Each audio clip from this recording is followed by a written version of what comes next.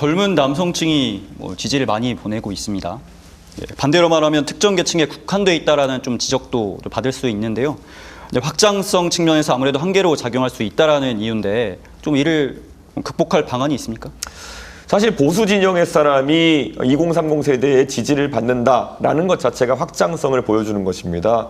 제가 정치의 전면에 등장하기 전까지 20대, 30대 같은 경우에는 문재인 대통령이 당선되실 때만 하더라도 압도적인 지지를, 거의 한 60, 70% 달한 지지를 진보 진영에 보냈었거든요. 그럼 제가 등장해가지고 여러 새로운 담론들을 이야기하고 진보 진영의 위선을 지적하고 이러다 보니까 최근에는 오히려 보수세가 어느 정도 늘어난 모양을 보이고 있는 것이거든요.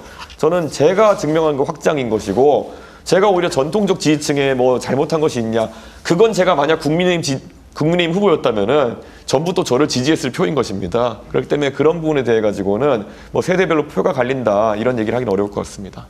네. 경제 활성화를 위한 주요 방안으로 이 후보는 지역별 또는 이주 노동자에 대한 최저임금 차등 적용을 핵심 공약으로 내세우고 있습니다.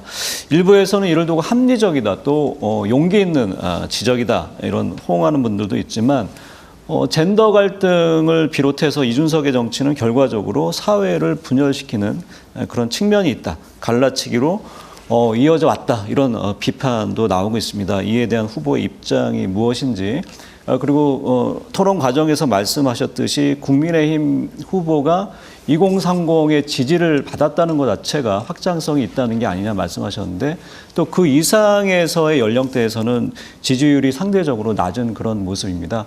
이런 부분에 대한 대책, 보완 어떤 것이 있는지 말씀을 듣고 싶습니다.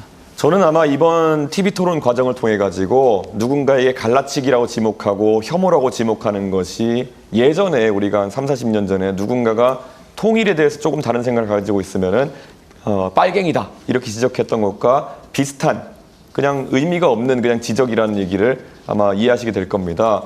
실제로 토론장에서 권영국 후보님이 저에게 당신은 갈라치기야 막 이렇게 계속 얘기하셨지만, 저는 일관되게 제가 갈라치기를 한 사례, 구체적인 발언이나 행동, 법안 입법한 사례 하나만 들어주십시오 이렇게 얘기했는데, 권영국 후보님이 자신 있게 말씀하시다가 사례를 제시하지 못하셨어요. 그러니까 그런 이미지 공격에 가까운 공격이었다 이렇게 생각하고요. 저는 그리고 지금 최저임금의 자율화를 저희가 이야기하고 있는데요. 저희가 이야기하는 것은 지방자치단체와 지방의회에서 최저임금의 일정 폭을 조정할 수 있게 하자는 것인데요. 저는 이것이 어떻게 갈라치기나 아니면은 분열이 될 수 있는지 잘 모르겠습니다. 저는 그래서 제가 요즘 이런 질문 받으면은, 만약 민주당 분들이 물어보면 이렇게 답합니다. 민주당은 지금까지 계속 최저임금을 올리자는 이야기를 해왔는데, 그럼 자율화가 돼가지고 전라도 예를 들어 담양군 정도 되는 지역에 갑자기 의회와 지자체가 최저임금을 정해야 한다면은 올리실 겁니까? 내리실 겁니까? 이렇게 물어봅니다. 민주당 지자체라 그러면 올려야 되지 않겠습니까? 그리고 국민의힘에서는 이걸 낮추자고 조정하는 분들이 있었는데, 그러면은 예를 들어 경북 영양이면은 낮추겠습니까? 올리겠습니까? 이렇게 물어보면은 어떻게 행동할까요?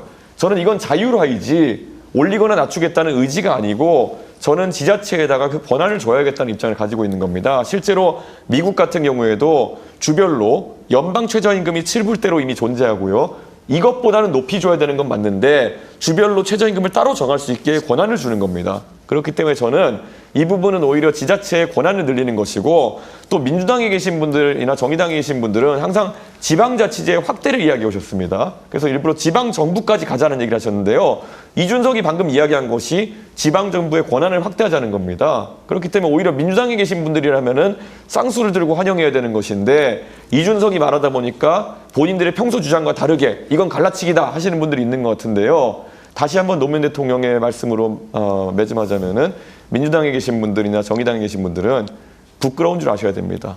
자신들이 말할 때는 옳다가 이준석이 말할 때는 반대하면 안 됩니다. 네, 이제 8일 남았습니다. 대선 이후 개혁신당의 미래에 대해서 궁금해하는 분들이 많습니다. 만약에 이 후보님이 대선에서 이기더라도 지금의 의석수로 국정 운영이 가능하겠냐, 이런 지적이 있습니다. 반면에 패배로 끝난다, 그럴 경우에 국민의힘을 흡수할 수 있다고 보시는지요? 이렇게 한번 요약해서 여쭤보겠습니다. 대선에 승리했을 때와 실패했을 때 개혁신당의 진로에 대해서 설명해 주십시오. 대선에 승리했을 때 대한민국 국민들께서는 제가 아까 설명드린 것처럼 압도적으로 새로운 협치정부를 보게 되실 것이다 이렇게 말씀드립니다.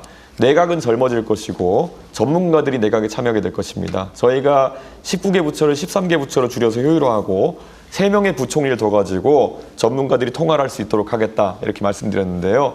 저는 그런 압도적 협치 정부 보시기 위해서는 이준석에게 소중한 한 표 부탁드립니다. 그리고 개혁신당이 만약 집권에 실패한다 하더라도요. 개혁신당은 선명하게 앞으로 저희의 독자 노선을 갈 계획입니다.